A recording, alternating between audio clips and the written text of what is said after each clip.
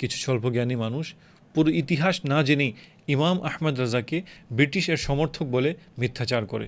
এই সমস্ত আন্দোলনের রিমোট কন্ট্রোল ছিল গান্ধীর হাতে। গান্ধীর এই আন্দোলন শেষ পর্যন্ত হিন্দুদের জন্য স্বাধীনতা আনলেও মুসলমানদের জন্য নতুন এক দাসত্বই ডেকে নিয়ে আসবে। ভারতে যখন নির্দোষ মুসলমানদের উপর জুলুম, ঐতিহাসিক মসজিদ, মাদ্রাসা আর দরগা ভাঙার নিউজ দেখি, তখন স্মরণে আসে এই ভয়াবহ পরিস্থিতির ব্যাপারেই প্রায় ১০০ বছর আগে আমাদেরকে সতর্ক করে গিয়েছিলেন ইমাম আহমদ রাজা খাঁ আলাইহির রাহমা। তিনি এমনই একজন ভিশনারি স্কলার ছিলেন যিনি ইতিহাসের ডাইরেকশন পড়তে পারতেন। যখন পুরো ভারত জুড়ে গান্ধীর নেতৃত্বে ব্রিটিশ বিরোধী আন্দোলন চলছিল, তখন তিনি স্পষ্ট ভাষায় বলেছিলেন, আন্দোলন যদি করতেই হয় তবে শুধু ব্রিটিশ কেন, ব্রিটিশ ও হিন্দু উভয়ের আধিপত্যবাদের বিরুদ্ধে আন্দোলন করতে হবে। কারণ গান্ধীর এই আন্দোলন শেষ পর্যন্ত হিন্দুদের জন্য স্বাধীনতা আনলেও মুসলমানদের জন্য নতুন এক দাসত্বই ডেকে নিয়ে আসবে। খেয়াল করুন, আজ ১০০ বছর পরে এসেও তার সেই রাজনৈতিক দূরদর্শিতা কতটা নিখুঁতভাবে মিলে যাচ্ছে।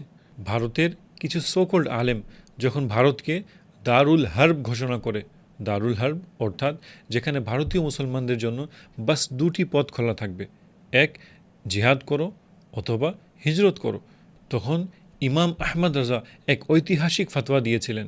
তিনি বলেছিলেন যে ভারত দারুল ইসলাম, কেননা ৬ কোটি মুসলমানের জন্য দেশ ত্যাগ করে চলে যাওয়ার কথা বলা বাস্তবসম্মত নয়, বরং তা হবে ডেফিনেটলি সুসাইডাল ডিসিশন। তিনি গান্ধীর তথাকথিত হিন্দু মুসলিম ঐক্য এবং গান্ধীর নেতৃত্বাধীন তথাকথিত খেলাফত আন্দোলনের রাজনৈতিক কাঠামোরও বিরোধিতা করেছিলেন। এর পেছনে তিনি সুনির্দিষ্ট ধর্মীয় ও রাজনৈতিক কারণ উল্লেখ করেছিলেন। তিনি অনুধাবন করেছিলেন যে হিন্দু ও মুসলমানের মধ্যে ঐক্য মূলত অসম্ভব, কেননা গরুর গোশত খানেওয়ালা এবং গরুর গোবরকে পবিত্র মনে করে খানেওয়ালা কখনো এক হতে পারে না। তিনি বলেছিলেন, মুসলিমদের নিজেদের ধর্মকে নিরাপদ ও সুরক্ষিত রাখতে হবে। মুসলিমদের হিন্দু নেতৃত্বের উপর নির্ভরশীল হওয়া উচিত নয়। তাদের নিজেদের ভাগ্যের নিয়ন্তা নিজেদেরই হতে হবে এবং জ্ঞান ও বুদ্ধিকে বিসর্জন দেওয়া যাবে না।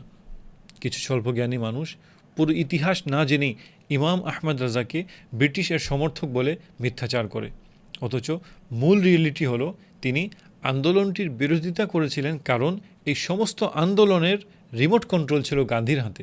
ইমাম আহমদ রাজার মূল দর্শন ছিল ব্রিটিশদের গোলামি থেকে বের হয়ে আবার নতুন করে ভারতীয় মুসলমানদের হিন্দুদের গোলামির খাঁচায় বন্দী হওয়া যাবে না।